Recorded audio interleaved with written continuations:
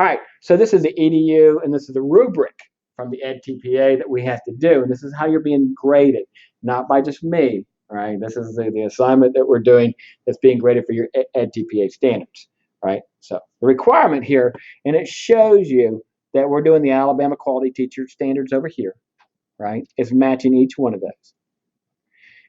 These are pretty self-explanatory, but identify and integrates available emerging technologies, right? We're trying to streamline what we're doing here. We're using available current technologies. Your camera phone, right? And we possibly will use the Box app. We might use that one. Should have broke up there.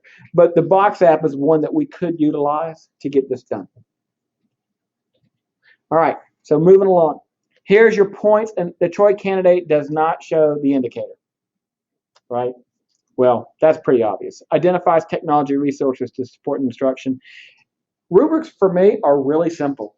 You got it or you don't when you're in front of the camera. The technology component is you record it from the beginning to the end. I don't need the recording to start, right? And you're 30 seconds into your lesson, okay?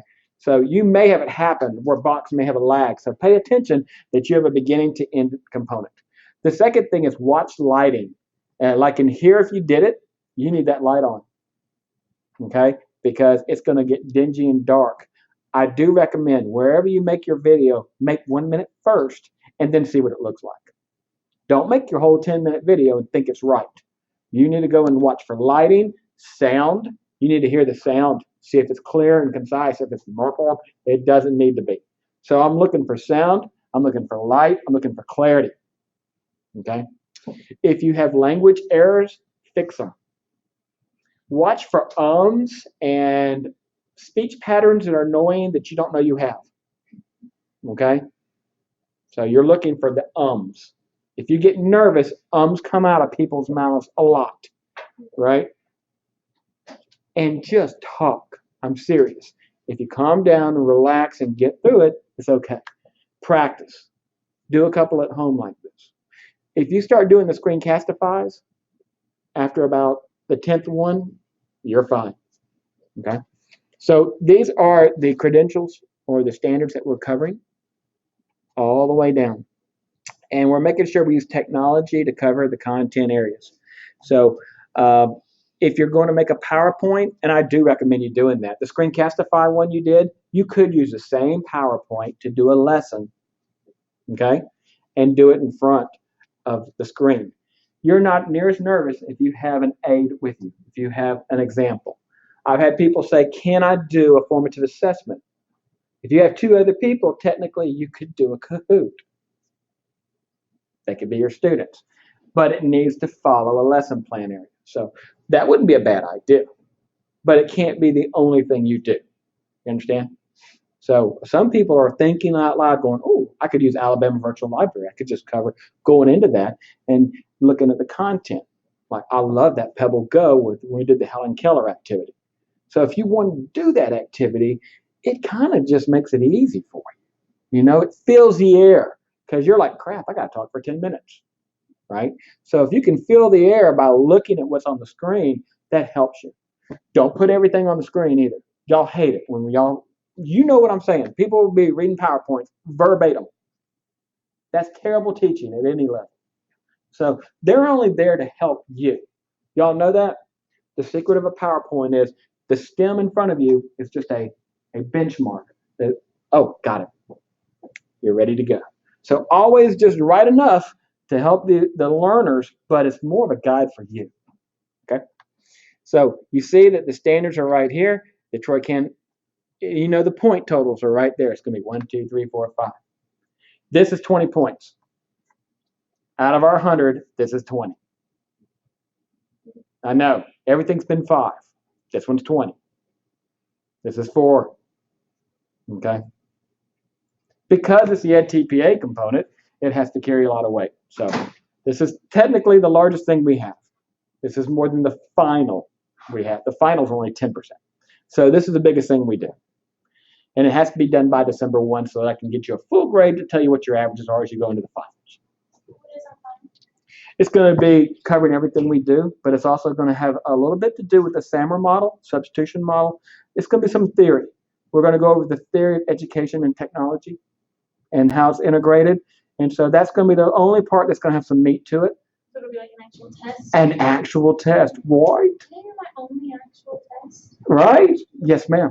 So the 10-minute videos due December 1st, so the 3 to 5 minute one is due Yeah, we're going to be doing that soon. Yeah, we're going to try to knock that out in the next week.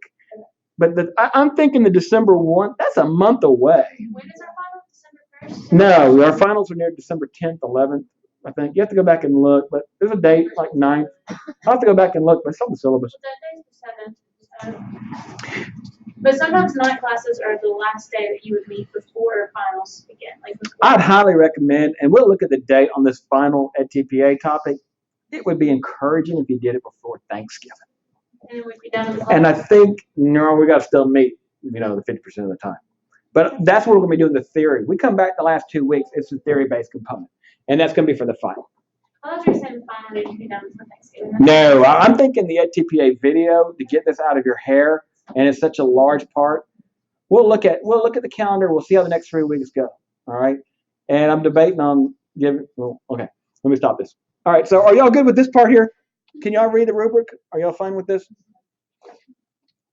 Look at this part. I like this component here. It was the 4.5, the second language acquisition and utilization. I do want to talk about this for 1 second. I had a conversation 3 years ago with another department at Troy University, and they said that the instruction we deliver has to be done in replication because we have second language learners on campus, a lot of them. And it's not that they can't understand Bruno or Piaget when they're trying to break it down, but could you imagine not this being your primary language and having to decode and then think it out in your language and then recode it back into English to tell the instructor or take it on a test?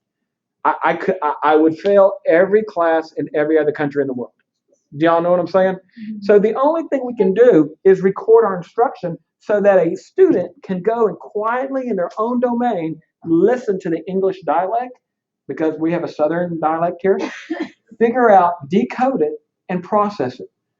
We have a tremendous advantage, and because we have a large ESL population in Alabama, we have to do this. We have a tremendous amount of students coming in. I'm in Ozark, where we have a lot of Fort Rucker element, and we get people from everywhere in the world. Okay, so we have people. I had a student from India and South Korea. I couldn't do a thing with them. This was 8 years ago. It was terrible. But we have to find a way for us to record our instruction like this so that they can go back and look at it and listen to it.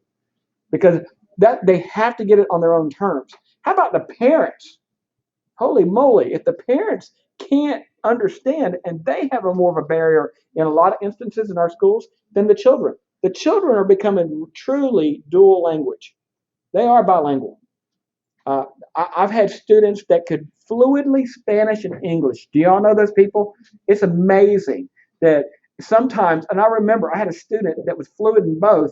He's talking to me, and all of a sudden he just starts blowing it out in Spanish, not even realizing he's doing it. Do you know what I'm saying? He's fluidly going back and forth because he grew up with both languages.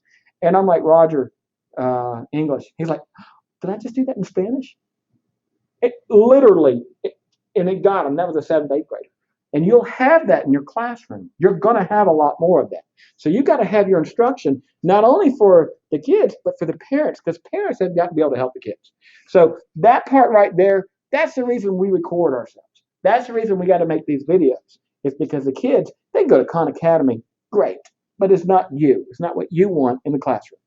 So us just doing it is having that?